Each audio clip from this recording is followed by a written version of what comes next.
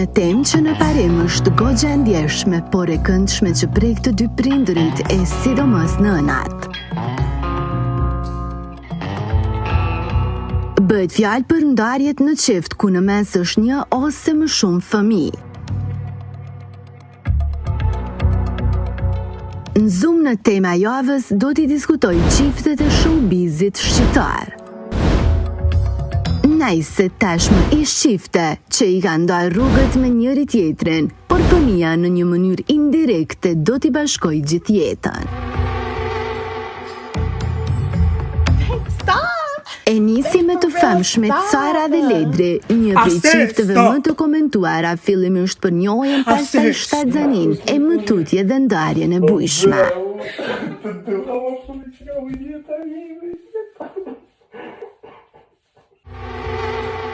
Ata ka një vajzë me emrin Poemblu dhe sipas të dy personazheve të njohur të ekranit, ruajnë raporte të shëndosha për hir të voglushës së tyre, gati 5 vjeçe.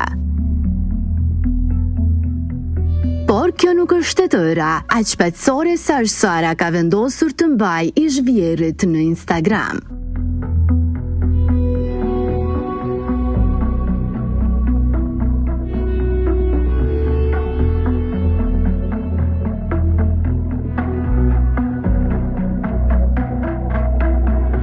Se komunikojnë sigurisht për Poemblu, ajo që dihet tani është që asnjëri as tjetri nuk janë më prindër beqar.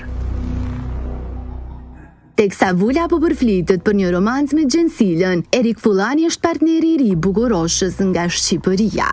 Po duket e lumtur me këtë djalin, kur Sara është e lumtur edhe Poi është e lumtur. E cituam Ledrin të ketë thënë në një emision në Shqipëri duke treguar edhe një herë civilizimin karshi ish partnerës së tij.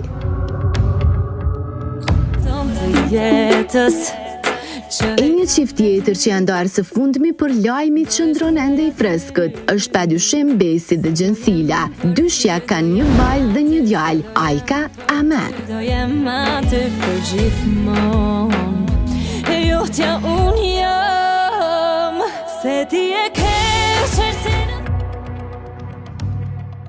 Kriza mes tyre ka lindur qyshherët, akoma pa ngel shtatzën Gjensila për herë të dytë, por duket se ata i kanë dhënë disa shanse njëri tjetrit deri në shtator të 2024, kur në gjykat ka ndërzuar kërkesën për divorc pas 7 vitesh martesë.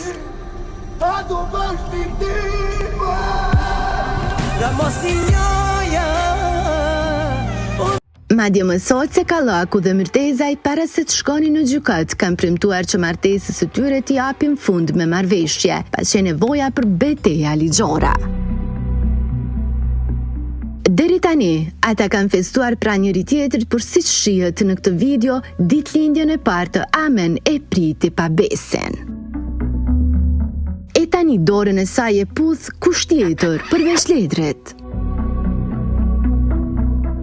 Zemra një nënë është përmbushur me 2 fëmijë, po kur vjen puna tek bashkimi i familjes, sa keq që nuk mund ta themi njësoj.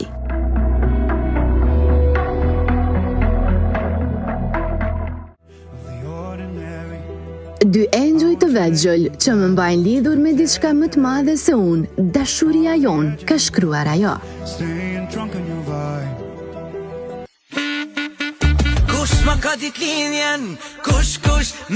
Njësoj vepron edhe aktori njohur i cili uron vajzën për ditëlindje, ama në imazhe mungon nëna e saj Gjensila.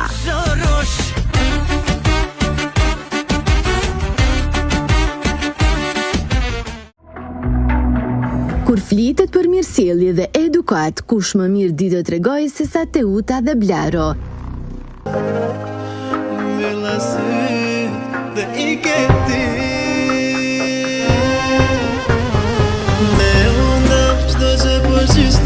Ishte një prej ndarjeve që bëri bujë të madhe mediatike, por me të drejtë, sot asaj dite ditëlindjet ata i presin bashk, duke bërë që Tara të ndihet vajza më e lumtur në botë, që i ka 2 prindër për krah, ani pse të ndarë.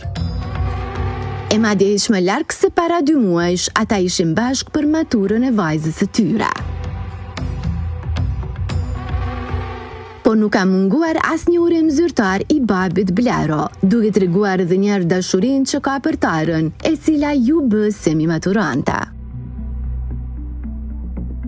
E po, ky poqër civilizim, sidoqoftë muhabeti me syre në publik, duket të jetë paqësor.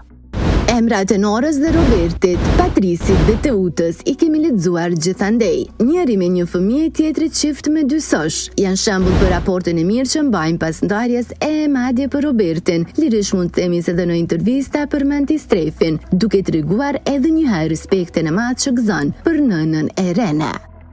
Gjatë karrierës tem, do shta e kësha vequ kur e kom njoftu se gjatë karrierës teme, kom njoftu edhe nanën e vajzës temë Renes, kështu që ai ka qenë momenti më i mirë, sot e kom vajzën 7 vjet i bën.